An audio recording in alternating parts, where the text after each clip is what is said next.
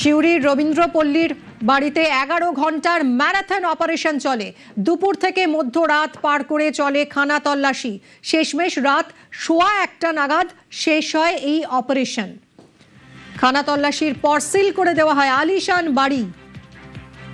All out action টুলু সাম্রাজ্যে। সিউড়ির রবীন্দ্রপল্লীর বাড়ি, সেখানে 11 ঘন্টার ম্যারাথন অপারেশন চলে। দুপুর থেকে মধ্যরাত পার করে চলে খানা তল্লাশি। শেষমেশ রাত 1:15 নাগাদ শেষ হয় অপারেশন। সুপ্রতিম রয়েছে, আরো ডিটেলে জানাবে। সুপ্রতিম, কি কি পাওয়া গেল এখানে অপারেশনে?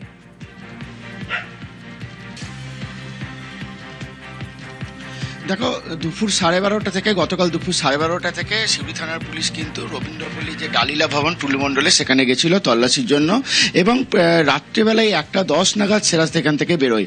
এবং আমরা যেটা জানতে পেরেছি যে গোটা বাড়ি তল্লাশি চালিয়ে 270 গ্রাম মতো সোনা, 500 গ্রাম মতো রূপোর অলংকার এবং প্রায় 8 থেকে 12 লাখ টাকা মতো নগদ টাকা উদ্ধার করা হয়েছে।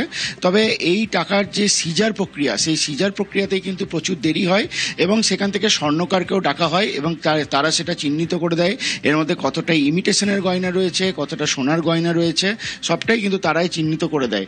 এবং এই চিহ্নিত করার পরেই কিন্তু পুলিশ সেখানে সমস্ত তাদের সিজার লিস্ট তৈরি করে এবং সেখান থেকে বেরিয়ে যায়।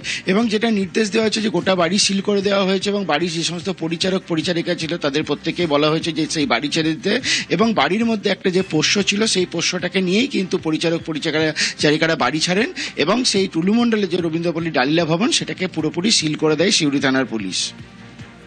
ধন্যবাদ সুপ্রতিম।